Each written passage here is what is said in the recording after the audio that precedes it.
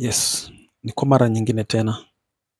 Nataka nipige story mbili tatu na wewe juu ya sayansi na teknolojia ambayo kwa sasa hivi inashika kasi sana, hasa tunapoingia katika ulimwengu wa Web 3, tukiachana na ule ulimwengu wa Web 1 pamoja na ule wa Web 2 ambao unazalisha Google, kampuni ya Alphabet, pamoja na mitandao mingi sana ambayo imezuka katika ile Web 3 na ile Web 2.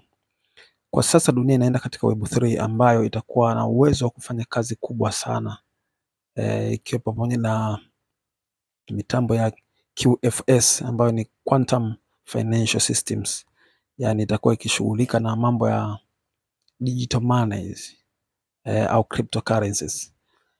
Katika kipindi hiki napenda niwasifie TANESCO kwa kitu ambacho wamekuja nacho.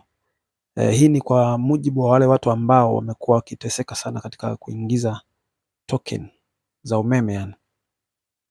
Kama wewe ni mtu ambaye ulikuwa kuingiza umeme lazima mpaka utafute ngazi kwa jirani ama utafute mtu mwenye nguvu aweze kupanda juu, hasa unapokuwa labda ile remote yako imeharibika,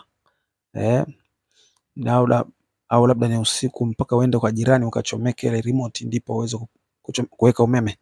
Sasa TANESCO wamekuja na mfumo mwingine kukusaidia wewe ambaye uko katika mateso hayo. TANESCO wamekuja na mpango mwingine ambao ukinunua umeme, kitendo cha kununua tu umeme moja kwa moja unakuwa unaingia katika ile luku yako. Kwa hiyo TANESCO ndo wanakuja sasa na mfumo huo ili kumsaidia mtumiaji katika nyakati hizi za ulimwengu wa teknolojia. Utosumbuka tena kupanda juu